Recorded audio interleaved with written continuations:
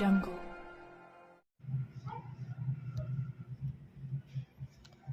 कारंदवाडीत ऊस तोडीदरम्यान सापडलेल्या बिबट्याच्या 3 बछड्यांची आईशी गायभेट. सांगली जिल्ह्याच्या वन विभागाने आणि रेस्क्यू टीमने राबवलेल्या अत्यंत संवेदनशील मोहिमेला यश आले असून कारंदवाडी तालुका वायवा येथे ऊसाच्या फडातील 3 बिबट्यांच्या नवजात बछड्यांचे त्याच्या आईशी यशस्वी पुनर्मिलन घडवून आणण्यात आले.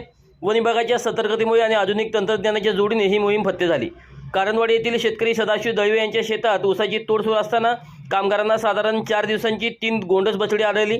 बिबट्याची बछडी सापडल्याची बातमी वाऱ्यासारखी पसरली. मात्र वन विभागाने तात्काळ परिस्थिती हाताळली.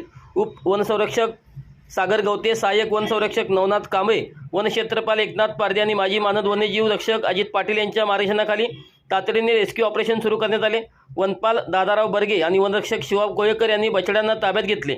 आष्टा येथील पशुधन विकास अधिकारी वर्ग 1 श्री हेमंत मोरे आणि पर्यवेक्षक मुकुंद वाटेगावकर यांनी बछड्यांची प्राथमिक वैद्यकीय तपासणी करून ते सदृढ असल्याची खात्री केली.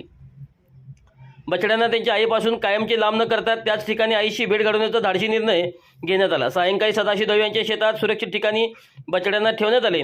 रेस्क्यू टीमने परिसरावर लक्ष ठेवण्यासाठी ट्रॅप कॅमेरे लावले. रात्री 6:30 ते 10:30च्या दरम्यान मादी बिबट्याने आपल्या बछड्यांना सुरक्षितरित्या आपल्या कुशीत घेतले आणि जंगलाच्या दिशेने प्रस्थान केले.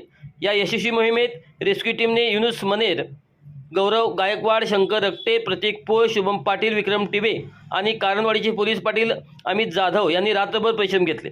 शेतकरी बांधवांनी ऊसाच्या फड्यात बछडे आढळल्यास त्यांना इजा न करता वन विभागाला कळवावे. कारंदवाडीतील हे यशस्वी पुनर्मिलन वन्यजीव संवर्धनासाठी उत्तम उदाहरण